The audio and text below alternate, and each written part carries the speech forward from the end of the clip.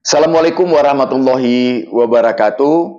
Selamat bertemu kembali, sahabat Puan dan Atu. Kita sudah lama tidak saling menyapa, tidak saling berbagi. Kali ini Atu memiliki kesempatan untuk bisa berbagi hal-hal yang terkait dengan usaha kita di dalam bidang konveksi. Saat ini sebulan Lebaran telah berlalu dan nampaknya sudah mulai siap-siap dan mulai kembali berdenyut kegiatan produksi di konveksi. Dan biasanya dalam keadaan seperti ini banyak konveksi yang melakukan perubahan terutama yang menyangkut dengan sumber daya manusia, dengan penjahit. Biasanya penjahit setelah libur ada yang tidak kembali lagi.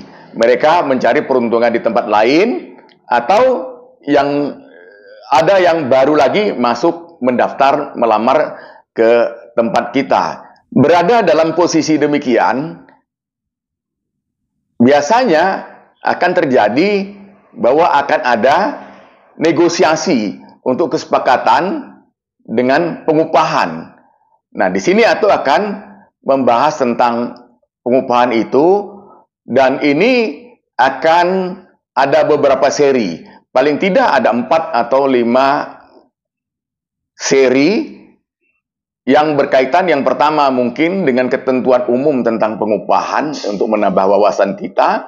Yang kedua menyangkut yang bermacam-macam upah, bermacam-macam model, pola untuk pengupahan. Ada yang gaji tetap, ada yang gaji borongan, dan ada yang hibrid. Jadi itu campuran antara gaji tetap, gaji persatuan waktu, dengan gaji upah borongan. Untuk seri pertama menyangkut ketentuan umum pengupahan, sering menimbulkan ketidakcocokan atau kadang-kadang menjadi masalah atau dipermasalahkan apabila ketidaksepakatan antara calon pekerja dengan yang akan memberikan pekerjaan atau pengusaha. Pengalaman Atu dulu, biasanya di awal Atu ngetes dulu kepada penjahit untuk mengetahui kira-kira apa besaran yang diminta atau diinginkan, sehingga nanti disitulah akan terbuka ruang untuk negosiasi dengan mereka. Nah, ada juga yang langsung datang mengatakan bahwa minta upahnya dihitung secara UMR. Seolah-olah bahwa UMR itu menjadi kewajiban dari semua badan usaha, semua unit usaha. Apakah bahwa seluruh unit usaha harus berpatokan kepada upah minimum regional? Nah, ini kita akan sama-sama bahas. Upah minimum regional itu diatur di dalam undang-undang, dan apakah diberlakukan untuk semua unit usaha? Nah, kita lihat lagi. Di dalam Perpu atau peraturan pemerintah pengganti Undang-Undang Nomor 02 Tahun 2022 atau yang lebih populer dikenal dengan Undang-Undang Cipta Kerja, itu diatur pada pasal 90B angka 31. Ada 2 butir yang mengatur tentang ketentuan penerapan upah minimum regional untuk perusahaan atau unit usaha mikro atau kecil. Nah, di situ disebutkan bahwa UMR itu dikecualikan untuk diterapkan pada usaha mikro dan kecil. Artinya UMR itu bisa tidak diterapkan pada usaha mikro dan kecil, tidak seperti perusahaan-perusahaan besar. Itu di butir satunya ya. Di butir 3-nya, kesepakatan upah itu minimal persentase tertentu dari rata-rata konsumsi masyarakat di provinsi tersebut. Aturan yang lebih terinci diatur pula oleh peraturan pemerintah tentang pengupahan. Ini sebagai turunan dari undang-undang atau peraturan pemerintah pengganti Undang-Undang Nomor 02 tentang Cipta Kerja. Nah, ini khusus yang mengatur tentang pengupahan. Bagaimana tentang pengupahan untuk usaha kecil dan mikro ini? Disebutkan bahwa minimal 50% dari angka rata-rata konsumsi untuk provinsi tersebut atau di atas 25% dari garis kemiskinan kota atau kabupaten. Nanti kita akan jelaskan bagaimana contohnya. Sahabat Puan dan Atu, apa yang bisa kita simpulkan dari dua ketentuan ini? Yang patut kita garis bawahi adalah bahwa besaran gaji atau standar upah gaji di usaha mikro dan kecil itu boleh tidak menggunakan standar upah minimal regional. Jadi ini betul-betul sangat tergantung kesepakatan antara pengusaha sebagai pemberi kerja dengan pekerja yang menerima pekerjaan. Nah, ini tetap harus memenuhi ketentuan tadi, minimal 50% dari rata-rata konsumsi provinsi dan 25% di atas garis kemiskinan kota dan kabupaten. Loh, kok ada rata-rata konsumsi? Itu dari mana kita mengetahui rata-rata konsumsi itu? Itu ada datanya. Kita bisa searching atau kita bisa browsing di Google untuk mengetahui berapa datanya itu. Saya kasih contoh misalnya untuk Provinsi Jawa Barat itu angka untuk rata-rata pengeluaran atau rata-rata konsumsi itu untuk tahun 2023 sebesar 1.440.000. Artinya kalau 50% minimum, jadi upah itu per bulan tidak boleh lebih rendah dari 750.000.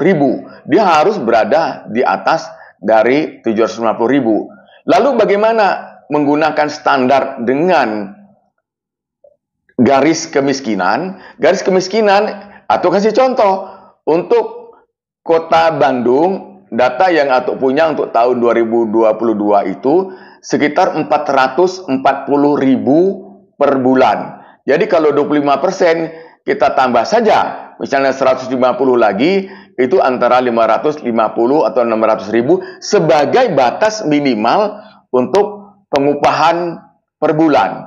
Nah, tetapi ini jangan lupa merupakan harus jadi kesepakatan antara pekerja dengan pengusaha. Kalau tidak cocok, tentu tidak akan ada kerjasama antara kedua belah pihak. Lalu, apa batasan perbedaan antara usaha mikro, usaha kecil, dan usaha-usaha lainnya? Sehingga nanti di situ akan berlaku ketentuan tentang upah minimum regional. Usaha mikro itu ya usaha dengan modal investasi paling besar 1 miliar rupiah, tidak termasuk dengan bangunan maupun tanah. Sedangkan untuk usaha kecil itu adalah antara 1 sampai dengan 5 miliar rupiah. Juga tanpa dihitung tanah dan bangunan. Ada lagi tambahannya, itu menyangkut omset, menyangkut penjualan. Jadi untuk usaha mikro itu penjualan maksimum sampai ke 2 miliar rupiah. Sedangkan untuk usaha kecil itu sampai 15 miliar rupiah. Kita hitung-hitung sendiri, kita punya usaha itu, apakah penjualan kita, omset kita sampai kepada batas tersebut. Ya, kalau tidak, ya kita diberi pengecualian oleh peraturan perundang-undangan oleh pemerintah untuk dapat menyesuaikan upah tidak menggunakan upah minimum regional.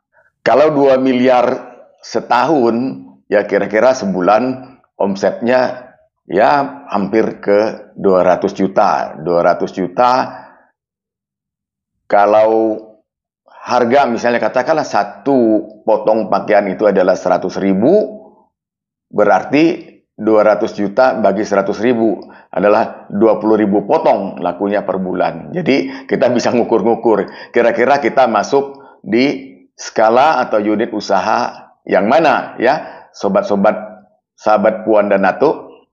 Sahabat Atuk dan Puan, dari pembahasan kita tadi tentang ketentuan pengupahan yang menggunakan ketentuan perundang-undangan, kita bisa tahu sekarang bahwa upah minimum regional itu tidak wajib diimplementasikan atau diterapkan di dalam usaha mikro dan kecil. Dan umumnya konveksi itu kan usaha kecil dan mikro.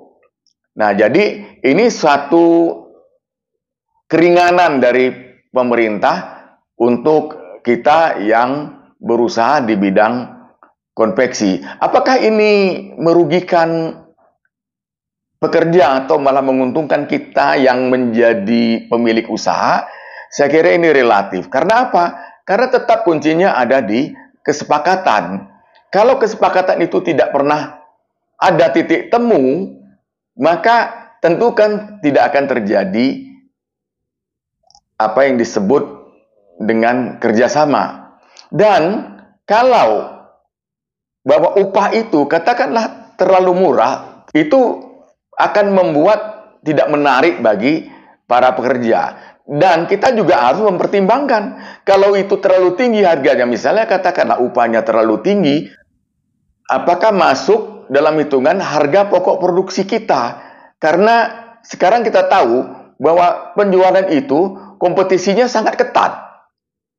Ya, ada yang kita lihat, itu fakta bahwa ada yang membanting-banting harga, ada yang menurun-nurunkan harga, dan mungkin ada juga yang membakar uang untuk promosi agar produknya nanti bisa menanamkan cengkeramannya kepada konsumen.